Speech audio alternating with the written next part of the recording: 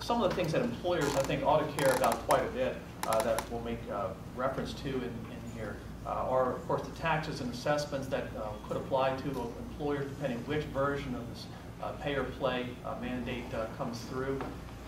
The fact that the federal government is going to have a very significant say in terms of what is a minimum qualifying plan for health insurance in terms of minimum benefits. To a large degree, this has been something up to this point that's been a state's call in terms of minimum health insurance benefit requirements. And of course, for employers, larger employers, ERISA has enabled them to have a pretty free hand in terms of the type of benefits that they've had in their plans. When the federal government, through the appointed boards of this legislation, has sets up a minimum level of benefits, well then the flexibility for employers is going to be much less. Coverage for part-time workers. Two of the three bills would require that part-time workers be covered with employers' health insurance, or else a penalty would be paid.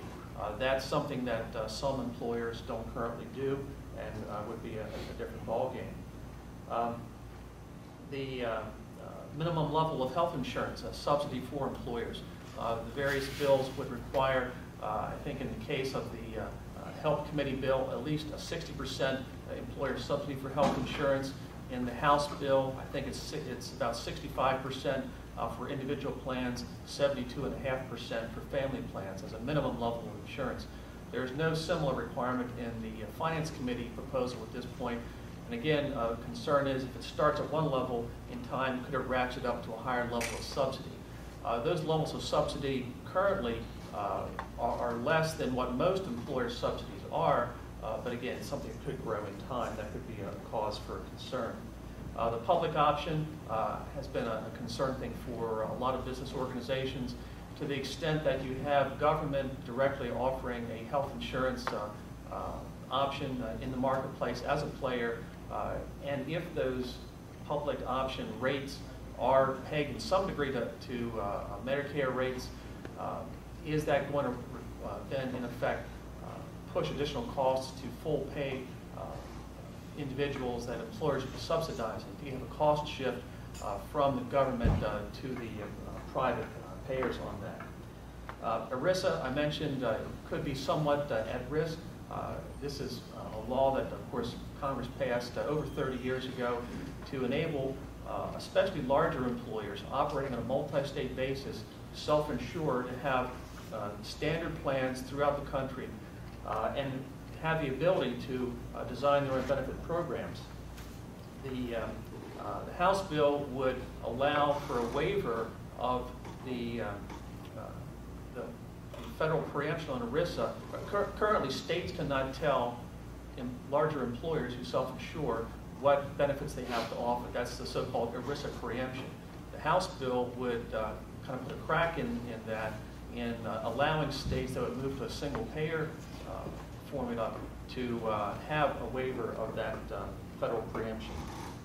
You also could have another provision in the House bill relative to retirees.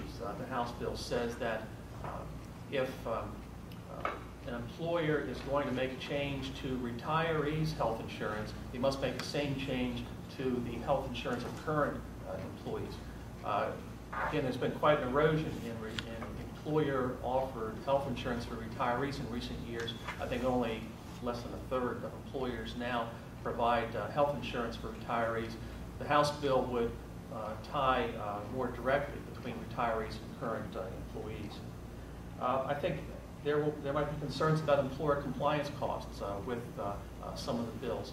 The Senate Finance Committee bill would require employers to put on the W-2 of their employees the total value of health insurance that they provide. And that, of course, would tie in, when it's reported to the IRS, to the individual mandate with employees having to have health insurance. The House bill also has a significant tax provision.